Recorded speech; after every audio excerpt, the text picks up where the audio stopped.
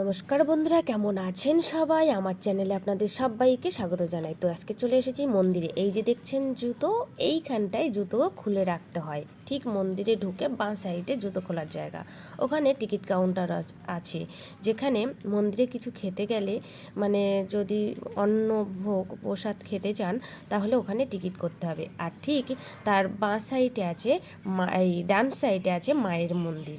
তারপরে আছে এই যে এই সাইডটা দেখছেন, এখানে মন্দিরে যে রান্না বান্নাগুলো হয় বা কোনো থালা বাসন সেটা ধোয়া হয় এই দিকটাতে। আর এই যে দেখতে পাচ্ছেন, এটা হচ্ছে বাবা বুড়ো শিবের মন্দির। আর ঠিক তার পাশে এই সাইডে দেখুন বাবা বুড়ো শিবের চেলা ষাঁড়বাবু দাঁড়িয়ে আছেন। আর এই দেখুন, এটা কি ঘর বলুন তো? আর এই যে দেখতে পাচ্ছেন ওই সাইডটা, মানে বাঁ সাইডটা, ওখানে বসে ঠাকুরের নাম, বিভিন্ন ধরনের ঠাকুরের নাম করা হয় হারমোনিয়াম বাজিয়ে। সন্ধ্যের টাইমে, সকাল টাইমে, দুপুর টাইমে, যে টাইমে ঠাকুরকে প্রসাদ দেওয়া হয়, ঠাকুরকে আরতি করা হয়, ঠিক সেই টাইমগুলোতে ওখানে নাম হয়।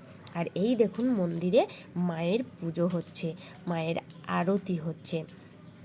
আর এই দেখুন কত সুন্দর না মন্দিরটা। আজকে বিকেলে ঘুরতে ঘুরতে এই মন্দিরটাতে আমি চলে এসেছিলাম।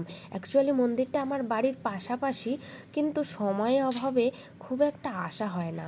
আর আজকে সময় পেয়ে গেছি, তাই ভাবলাম না, ঘুরেই আসি। আর মনটা বেশ ভালোই লাগবে। আর আপনাদের কারোর যদি মন খারাপ হয়ে থাকে, অবশ্যই মন্দিরটা থেকে ঘুরে যাবেন। আমি আশা করছি এখনও অনেক মানুষই এই মন্দিরটাতে আসেননি আমার মনে হয়। তাই আমি বললাম যে আপনারা অবশ্যই এই মন্দিরটা থেকে ঘুরে যাবেন। এটি হলো কামাখ্যা মন্দির। ওই দেখুন টিকিট কাউন্টার। আর এই যে দেখুন, এইটা ভালোভাবে তখন দেখানো হয়নি, এই জায়গাটাতে ওই যে উনি বসছেন, এবার নাম করবেন, হারমোনিয়াম বাজিয়ে বিভিন্ন ধরনের ঠাকুরের গানও করবেন। আর এই যে দেখতে পাচ্ছেন, এটা কিন্তু রাধা কৃষ্ণের মন্দির, যেখানে ব্রাহ্মণ পুজো দিচ্ছেন, আরতি করছেন। আর ওই দিকের ঘরগুলোতে ওনারা থাকেন সন্ন্যাসীরা। ওই দেখুন ব্রাহ্মণ পুজো করছেন রাধাকৃষ্ণকে। আর এখানে বৈশাখ মাসের 2 তারিখে খুব বড় করে নামযজ্ঞ হয়।